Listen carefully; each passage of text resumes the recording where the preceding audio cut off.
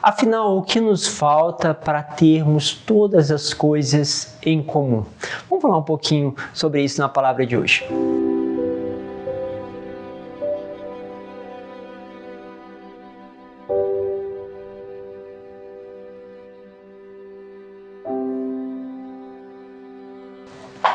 Em nome do Pai, do Filho e do Espírito Santo.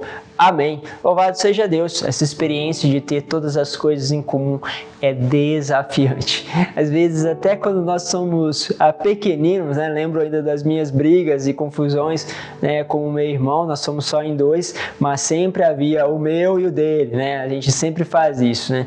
E como o mais novo, né? Sou o mais velho, recebe muitas vezes a herança, né? O carrinho que era meu, passa então para ele. É sempre difícil, né? Ou seja, há um despojamento do mais velho para doar para o seu irmão, mas às vezes a gente sempre acha ainda que o carrinho é nosso, né? Então vira aquela briga, né? Aí quando surgiu na época para nós, né? Era a questão do videogame, era a grande novidade, né?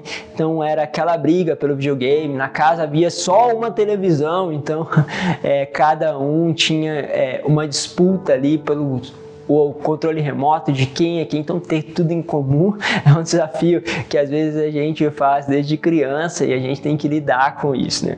Na nossa comunidade nós tentamos viver sobretudo essa dimensão, é desafiante, muitas vezes você precisa de coisas particulares e você coloca em comum e ali tem aquela coisa que nem todo mundo tem o mesmo discernimento, às vezes a pessoa pega ali na geladeira algo que não deve pegar, às vezes se apropria de algo que não era para ela, mas era comum a todos. Sempre tem este jogo para encontrar ali o equilíbrio, mas sem dúvida as novas comunidades estão uma resposta para justamente para essa parte que nós vamos meditar hoje, de colocar tudo em comum.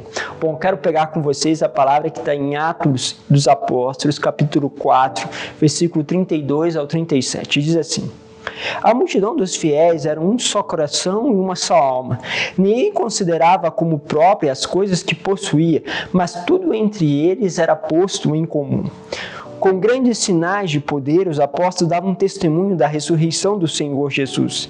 E os fiéis eram estimados por todos. Entre eles ninguém passava necessidade, pois aqueles que possuíam terras ou casas vendiam-nos e levavam o dinheiro e colocavam aos pés dos apóstolos. Depois era distribuído conforme a necessidade de cada um. José, chamado pelos apóstolos de Barnabé, que significava filho da consolação, levita e natural de Chipre, possuía um campo, vendeu e foi depositar o dinheiro aos pés dos apóstolos. Palavra do Senhor. Olha só, muito forte, né? Ainda nós vemos muitas vezes isso acontecer aqui na nossa comunidade, em outras comunidades, onde as pessoas vendem a sua propriedade, muitas vezes de anos de sacrifício, e colocam justamente à disposição da comunidade para que a comunidade possa partilhar isso em comum. Isso é tão forte, né? E graças a Deus podemos, como comunidade, vivenciar isso muitas vezes, de pessoas que colocam tudo em comum, mas é desafiante. Desafiante por quê? Porque precisa sair das suas seguranças, né? E aí está uma coisa que, para sair da nossa segurança, em geral, nós queremos nos apropriar da confiança em algo. Nós apropriamos, em geral, a confiança em uma pessoa.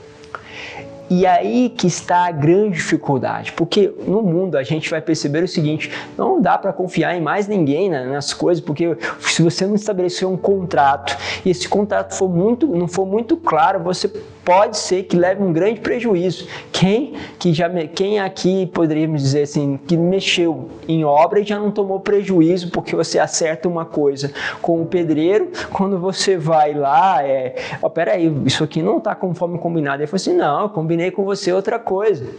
Quantas vezes não deu isso? Não estou aqui para julgar se você estava errado ou se o pedreiro estava errado, mas quantas vezes nós entramos em desentendimento numa obra, por exemplo, porque fulano combinou uma coisa e ele achou que você combinou outra, ninguém entra em acordo, ele acha que você está lesando ele e você vê ele como alguém que está lesando você. Então o que a gente faz hoje? Tudo contrato. todo especificado. Está ali no contrato, então ali não tem questionamento, assina-se o contrato.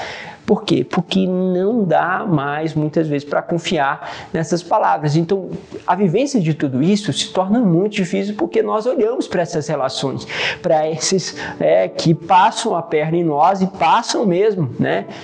Passam em diversas formas, né? Porque tem pessoas que agem com malícia, isso é verdade. Então se tornou um desafio. Mas, bom, como então se vive isso? Então quero pegar para vocês esse dado do começo do texto. Percebam o seguinte, o que eles estão falando? Havia grandes sinais de poder. Então, primeiro, há um sinal de Deus. Havia manifestações de Deus. E essas manifestações davam como que uma tranquilidade, como que um selo de uma graça, de uma presença de Deus. Primeiro ponto. Segundo ponto, os apóstolos davam testemunho.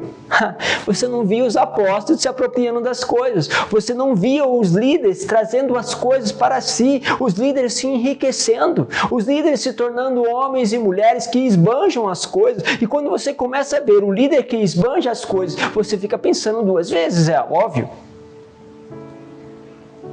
Então, na sua família, se você vê o teu irmão que esbanja as coisas, é muito provável que você não vai querer dividir com ele as coisas.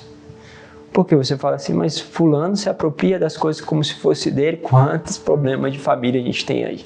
Né? Quantos problemas porque fulano se apropriou de alguma coisa que era de incomum de todos e começa a briga, né?